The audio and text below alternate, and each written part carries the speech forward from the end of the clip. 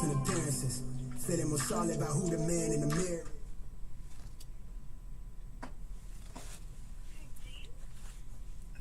Yes, hello.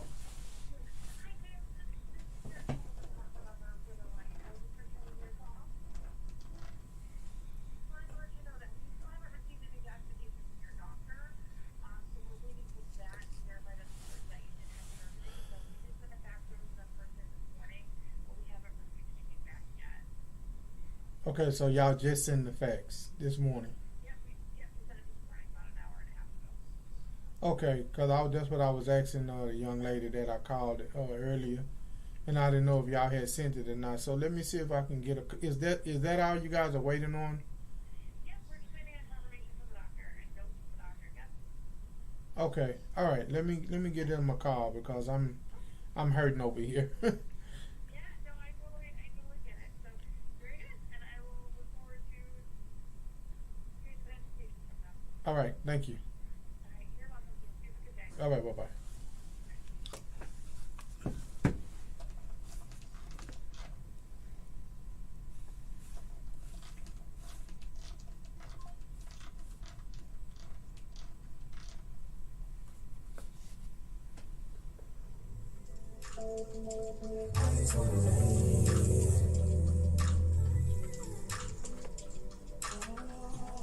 Talk is dense, I'm trying to make sense of it.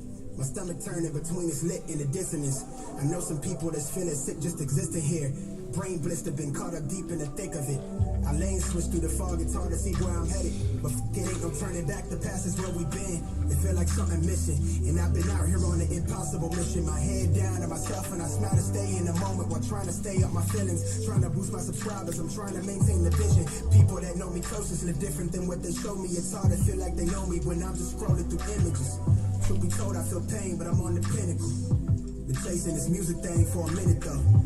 Know some good people that never see success, and here I am sitting worried about show appearances.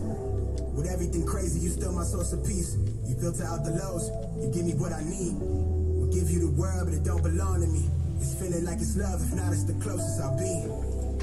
I signed with a potion, get higher than I like that I'm right when I hurt you. I just fall to the background. I just wanna lay out. Yo, good morning, good morning, good morning. How y'all doing? Yeah, we just kick back in the cab, you know what I'm saying?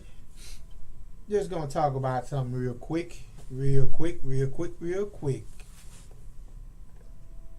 As you can see, I'm just having fun, as you can see.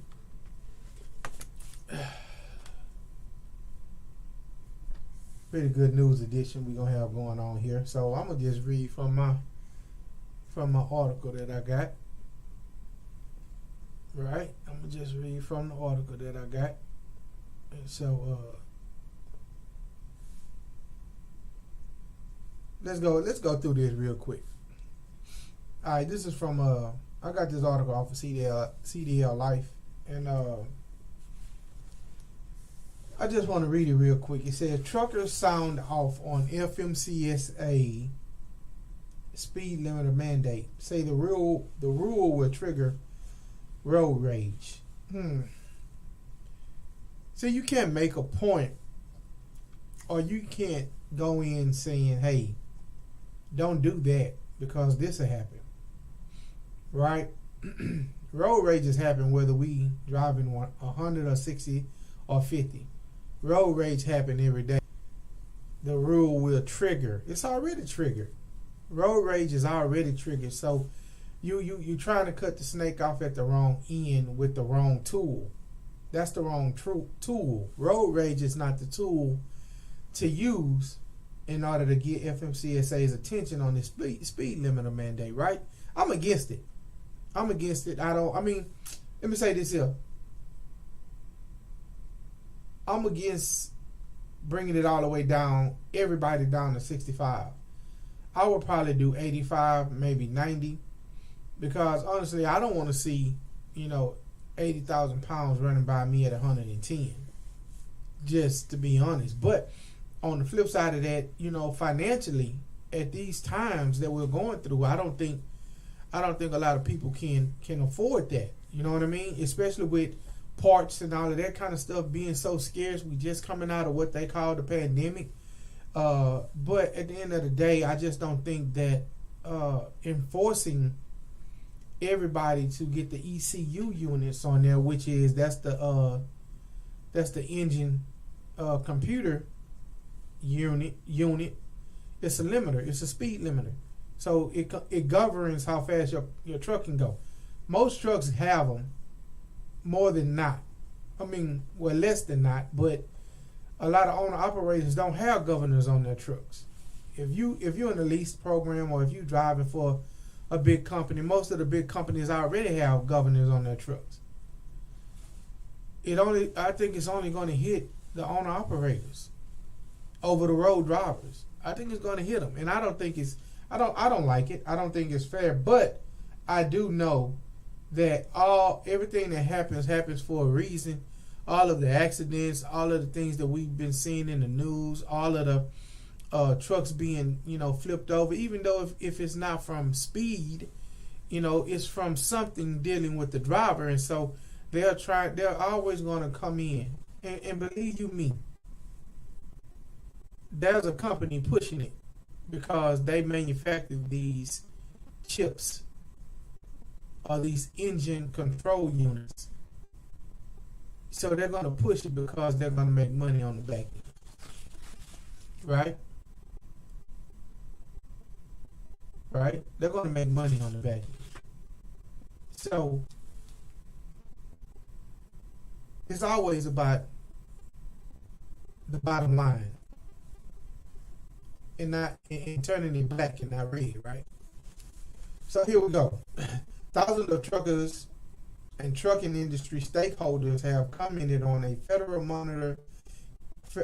Motor Carrier Safety Administration plan to push forward with rulemaking to require speed limiting devices on trucks, i.e., governors.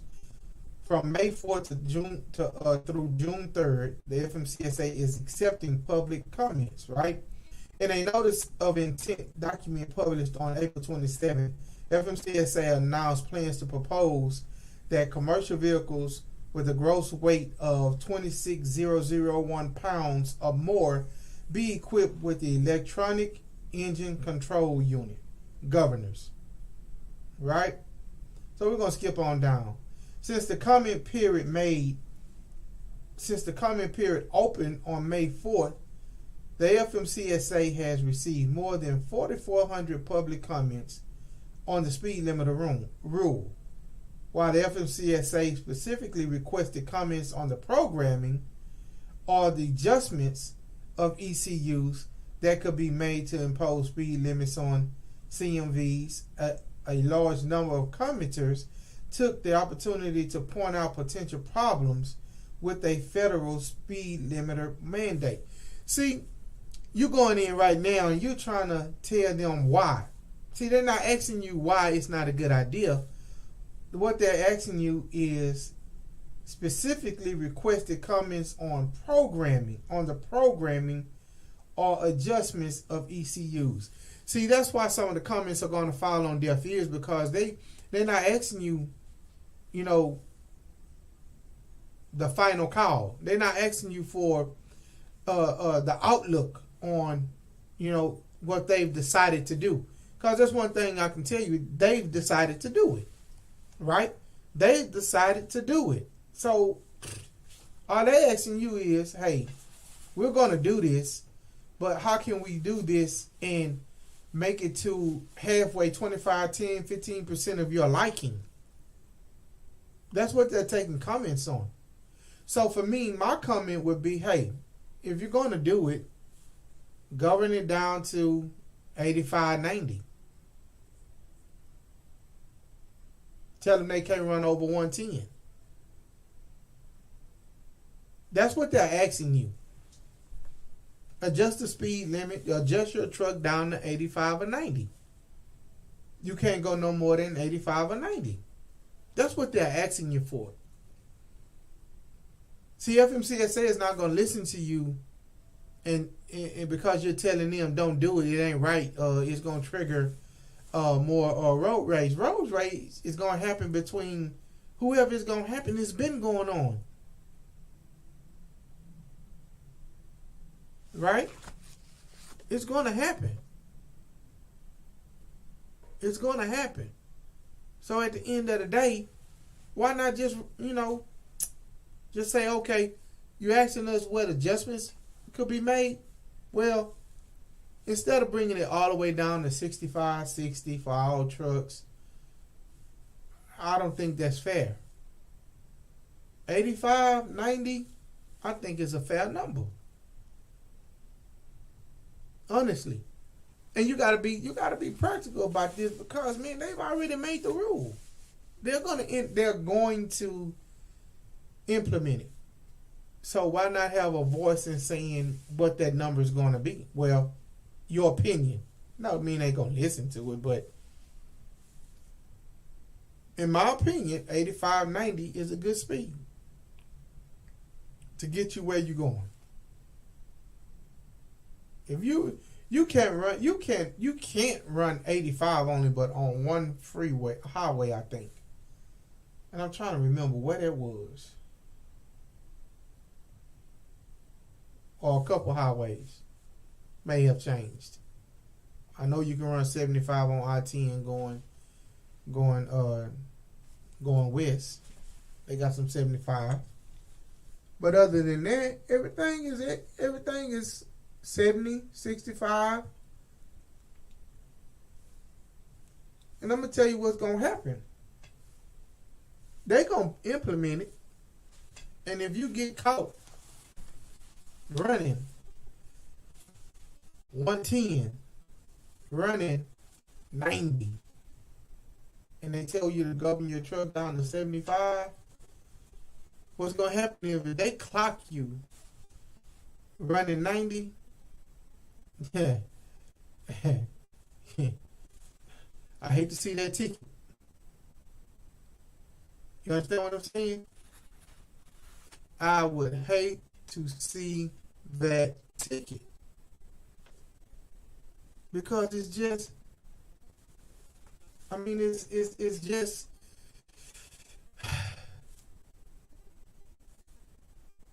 they're doing it for the public. Well, my opinion is 85, 90. Many commenters said that they would be concerned about road rage from the motoring public if they were forced to drive a truck with a speed limiter. Check out what some are saying below. As an over-the-road driver, this is a truck driver, Miss Carla Williams. As an over-the-road driver, limiting our speed under the posted limit is not a good idea. First, you're going to have more traffic jams, more frustrated drivers in our vehicles, and major accidents. The general public has a hate for truckers and trucks. They don't like us merge. They ride on our tandems and don't allow lane changes. I agree with that. They jump in front of you and hit their brakes. They take away your cushion, your 8-second cushion that you put between you and the next truck or the next car. They jump in and take your cushion. They look for that opportunity to take away your cushion, which means now I have to slow down some more. The public don't respect trucks. They don't. After all of the accidents that have happened, you blame a truck driver each and every time it happens. Why? Because we supposed to be professional. See, that's just like with Chris Paul last night, or night before last, in Dallas. Somebody put their hands on his family. So you think he's supposed to be professional and not say nothing and not respond the way a man supposed to respond when someone attack? I don't care who they are. When they feel like their family is being attacked, he's a protector. So at the end of the day, that's the same. That's kind of the same thing.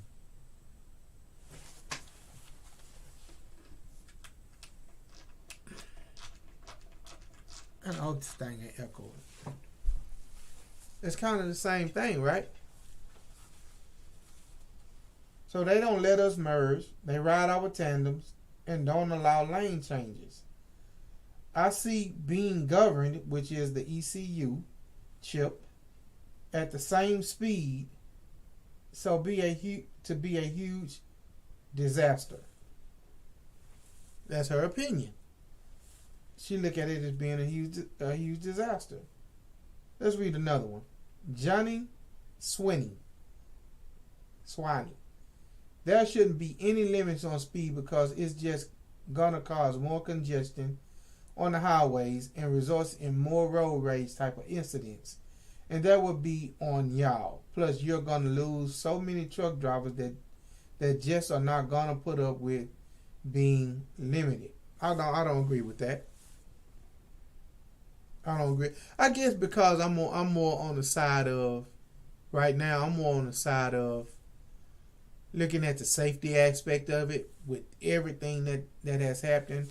I don't think it's going to cause congestion because if you're running the speed limit coming through the city and you're just passing through, most speed limits are 65, 55. So if you're running the speed limit, and not trying to fly through cities, then I don't think that should be a problem. Now, when you get on the highway, I would agree that you should be running 85, maybe even 90. But 110? Nah, partner. No. And then he said, then he said, plus you're gonna lose so many truck drivers that just are not gonna put up with being limited. Let me tell you something. Life is about adjustments. Life is about pivoting. Life is about making work what you need to make work. Just like with the the ELD units back in, what was it, 05, 06? They came in and said you're going to have to have it on there. Yo, what's up, Oliver? Man, be safe out there, bro. Going to Tennessee, I see you. Yeah, I'm just on here talking about these governors, man. You know what I'm saying? Just on here talking about what we could, how we can adjust to FMCSA, trying to slow us down a little bit. What you think, Oliver? I think 85, 90 is a good speed. I don't think you guys should be riding 65 out there. But I also don't think you guys should be doing 110. So this is what he's saying. And then he says that we're going to lose good drivers. Let me tell you something. A good driver who this is his career, this is his business, he's going to adjust. He is going to adjust. If this is what you want to do, governors are not going to run you out of the trucking business. 75 a good speed, bruh. 75, it'll get you to where you're going in a good time. Right?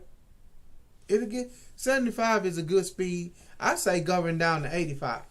But I know they might do 75, maybe even 80. But for me, I say 85.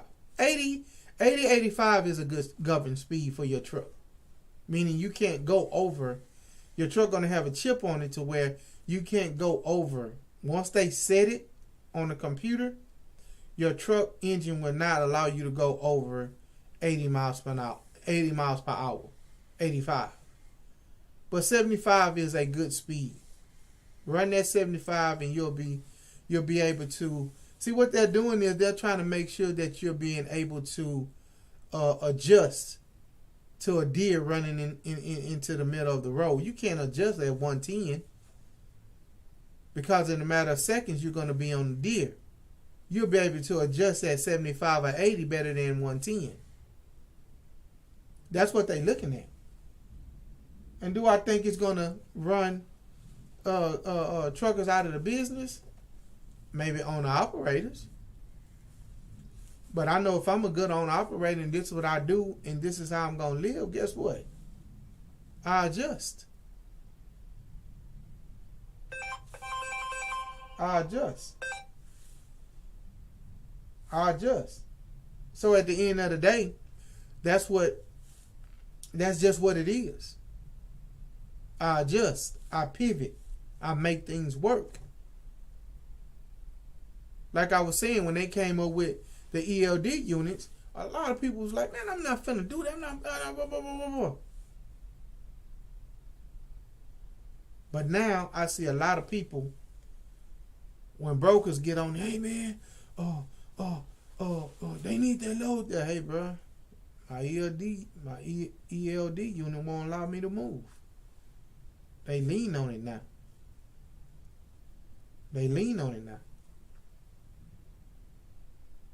That's why so many brokers sometimes they want to find teams, because now, even though I gotta lay it down, you still got somebody. But don't a lot of people run teams no more. Ken Murray says, there is already a problem with traffic. That's everywhere. When trucks follow speed limits because four-wheelers are usually running 5 or more miles an hour over the speed limit. So putting speed limiters on commercial vehicles only increases the issue and doesn't allow for lighter trucks than can climb a hill around another to do so safely. So see, he just brought up a whole nother aspect of it. So Oliver, we talked about a decline when you was on here, right? I mean an incline, and how to adjust and how to go down it without burning your brakes out. Now let's talk about how to go up an incline. What do you do when you go up an incline? You got a 10% grade incline. When you know you got a 10% grade incline, what do? If I'm on flat surface, the first thing I do, I open my truck all the way up, meaning that if my truck runs 75, I do 75. If it run 80, I do 80. If it run 85, I do 85.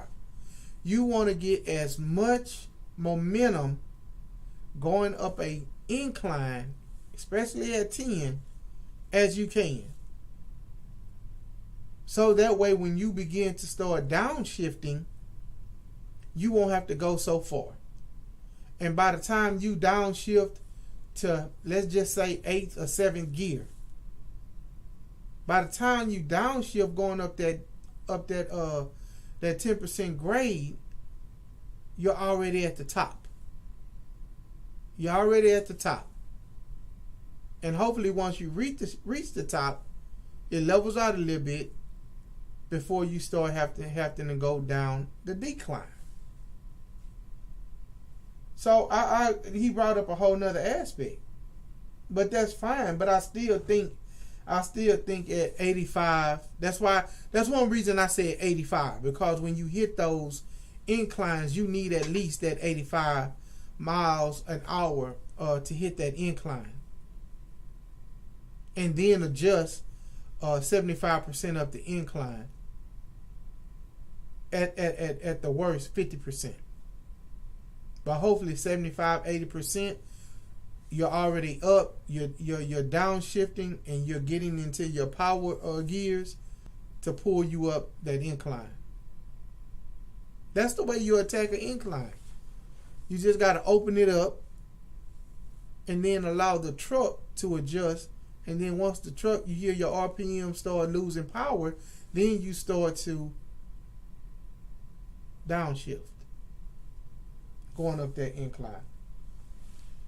So that was Ken Murray. He brought up a good point. Let's see if somebody else got a good point, because these are all comments that went into FMCSA on why the ECU, the governors on trucks, would be a bad idea. Don't say nothing about traffic, because they're not going to even listen to you about traffic, because traffic bad in every city in America nowadays. Right? Now let's go to Adam Gosling. Now he's saying the same thing. He says, just like the electronic logs were going to make the highway safer, all they do is push the driver harder. I got out of an ELD truck into a paper log truck and don't rush nearly as much. Land of the free, right? Pencil pushers that have never driven a truck before telling us how to drive our trucks.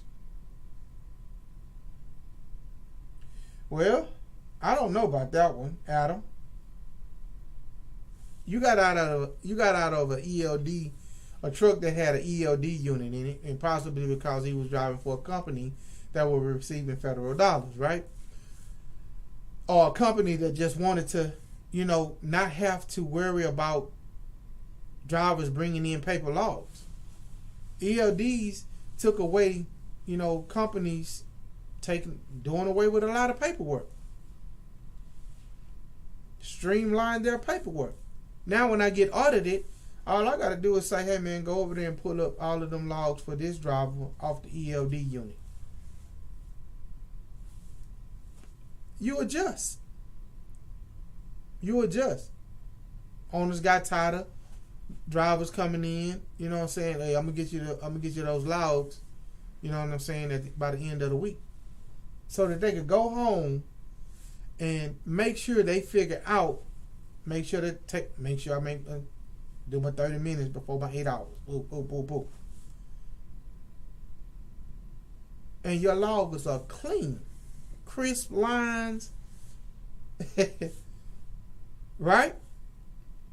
But for me, when I went over to ELDT, and I'm not gonna tell you no lie, when I went over to the electronic logging device, when I went over to it, I didn't like it, but I found a way to adjust to it. I found a way to make sure that I use all of my drive time properly. I didn't do a lot of stopping. And when I did stop, I went into a whole nother feature, because you got to realize you got 3 hours of work time not driving. So if you're preloaded and you catch out and you got to take a 30-minute break before 8 hours, if you drive for 7 hours, 6 hours, and you decide, man, my stomach messed up, I gotta go use the bathroom, why would you stay in drive mode? Why? Whereas when they first came up with the 30-minute break, you would actually have to go in and say off duty 30-minute break, right? Now, the way they've adjusted it is, once you stop and that ELD goes down into on duty not driving, however long you're taking that rest in the bathroom to relieve your stomach, all of that time goes towards your 30 minutes.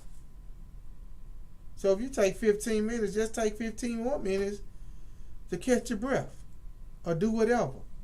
Now your 30-minute break is satisfied. Now you've been driving 6 hours, now you can drive 5 more hours. Or sit there for 2 hours. Go off duty for 2 hours. You can go off duty for 2 hours. At your 6th hour, take your little nap, do whatever it is you need to do, take your shower, whatever. Then after 2 hours, you got 5 more hours to drive. Then after those 5 hours are gone and you pull over, guess what gotta happen then? You only got 8 hours to rest. You don't have a 10. You don't have to stay there 10 hours. Most drivers can't stay nowhere for 10 hours in one spot. So be smart about it. If I'm going to take a 30-minute break, take a 2-hour break. Which those 2 hours will go toward your 10-hour break, and they will go towards your 30-minute break. You got to figure these things out, man, when you're in this trucking industry. Understand me. You got to figure things out when you're in this industry, because rules and regulations are not going to stop coming.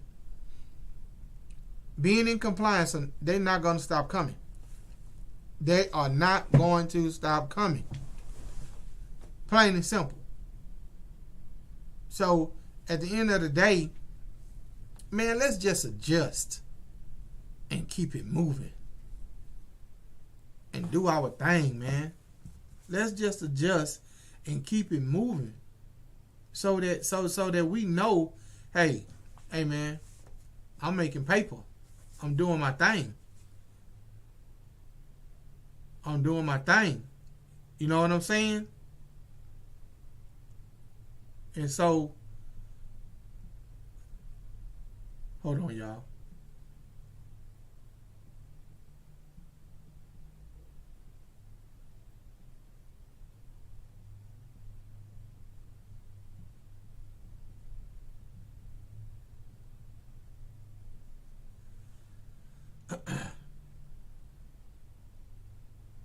Yeah. So let's just talk about it, bro. You know what I'm saying? Let's just talk about it. And let's just adjust, bro. Let's show these people that, hey, I understand y'all got a job to do. I understand you guys have a job to do. I may not agree with it. But guess what? What I do know is I'm gonna be good. I'm gonna be all right. I'm still gonna be able to do all of these different things and get everything on tap. I'm still gonna be able to handle my business. So don't let these ECUs that they're coming up with, don't let these things just kind of get us, put a damper on what we want to do with our trucking careers. Cause believe you me, like I know and like anybody else know, that, you know, what I won't do, somebody will. Believe that. What I won't do, somebody will. I'm not the alpha and the omega of anything in this world. I'm not the alpha or omega of anything going on in this trucking industry. You can be replaced.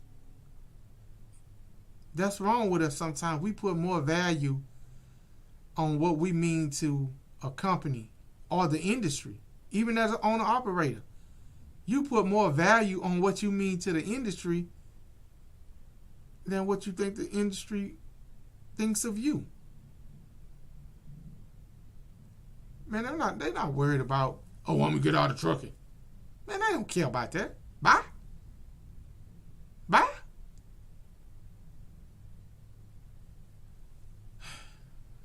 Pivot. Adjust. Make your own moves. So this Sunday coming up, bro, I want to let y'all know. This Sunday coming up, we have Dave Fat to Fit on the podcast. He's a truck driver and he's a fitness instructor.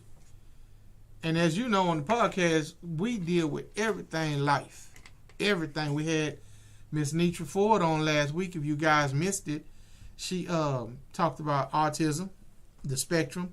And I wanted to bring her on and do that because I know that we have some truck drivers who have kids that are gifted with autism.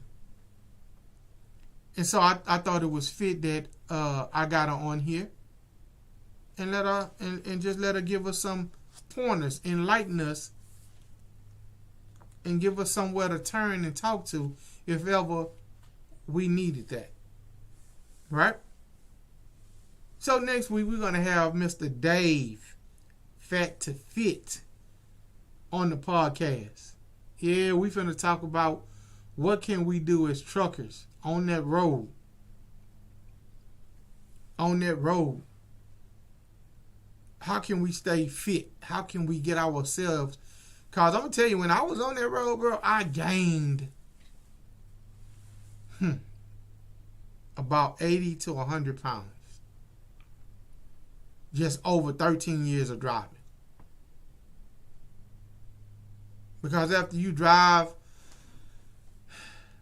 8 hours, after you drive 11 hours, after you drive for so long, bruh, you're not trying to pull up to no truck stop and do nothing fitness. Right? And I'm not talking about everybody. I'm just talking about me. I used to be lazy when I pull into them truck stops. But I'm going to give y'all the opportunity to say yay or nay to what this young man may bring to the table. You know what I mean? Because I think he's going to bring something good to the table. Now, I'm going to say this here. And I'm going to say this to you, Dave. I hope you catch this. I'm going to say this to you, Dave. Hold on, let me see. I'm going to text him on TikTok. I'm going to see. Wait a minute.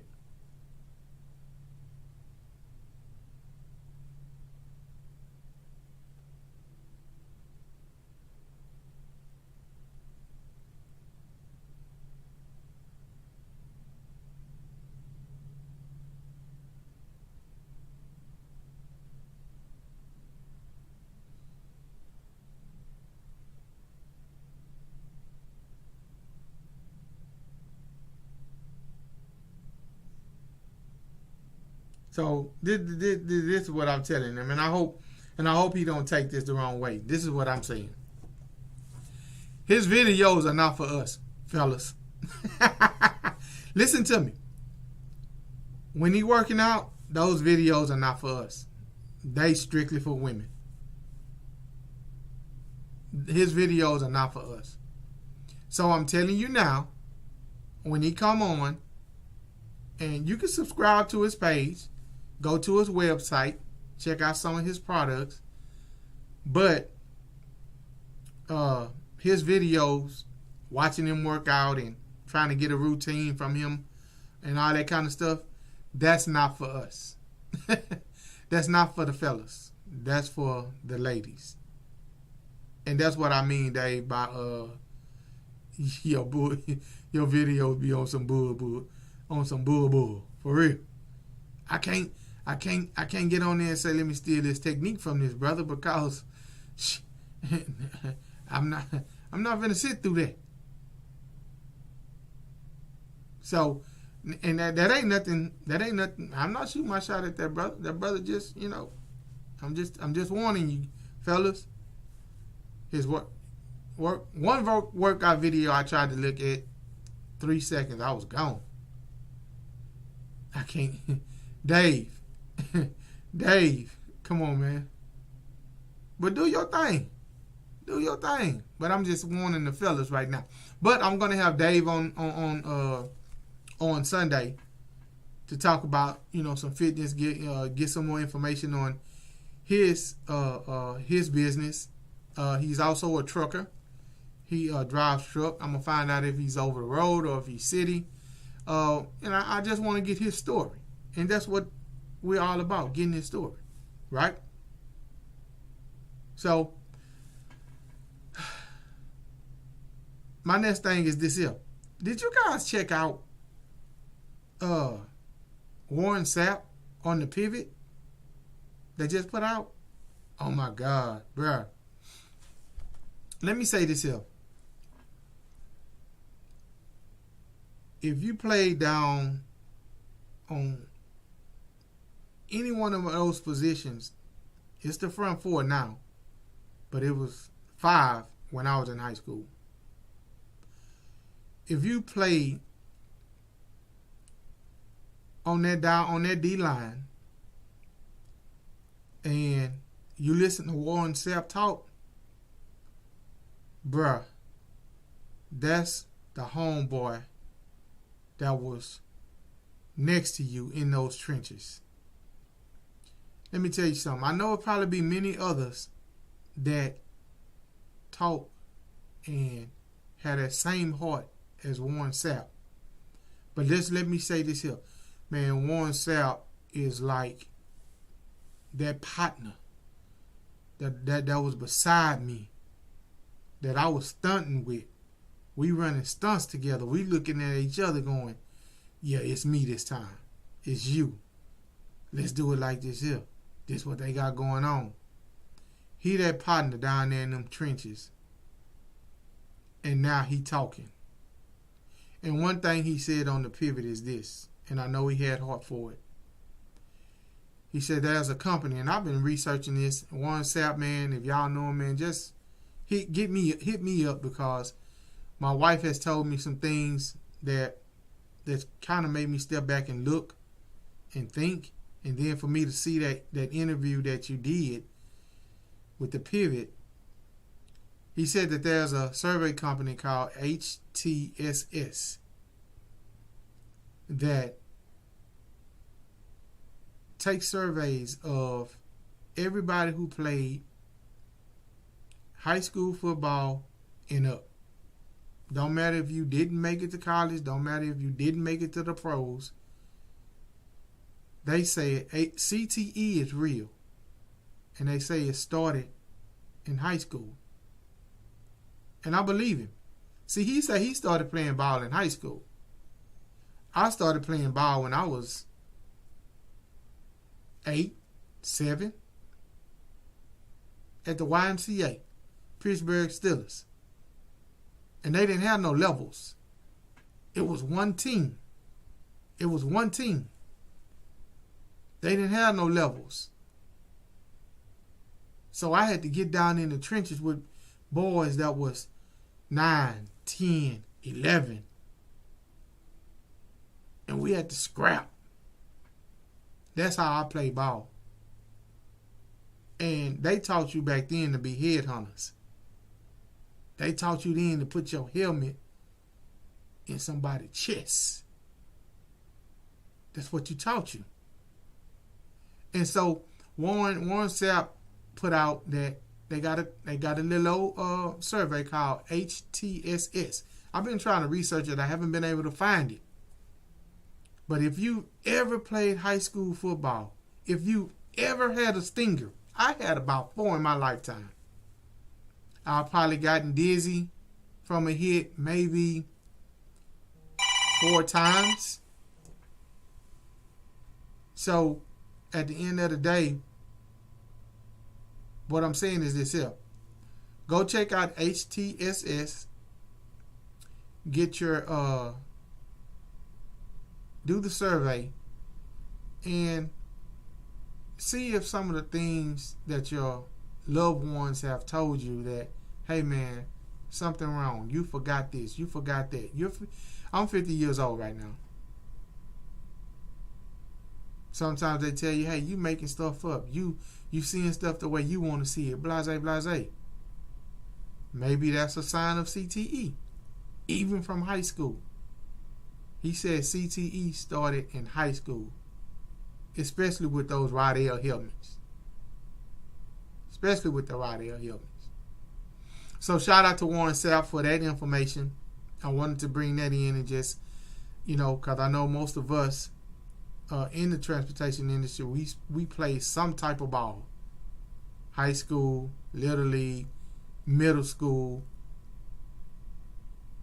And the journey from little league all the way up to high school is almost equivalent to the journey all the way from high school to the pros. Why? Because we started hitting with our heads at 8, 9, 10 years old, wearing a Rydell helmet. And they started, checking into CTE once you got to the pros.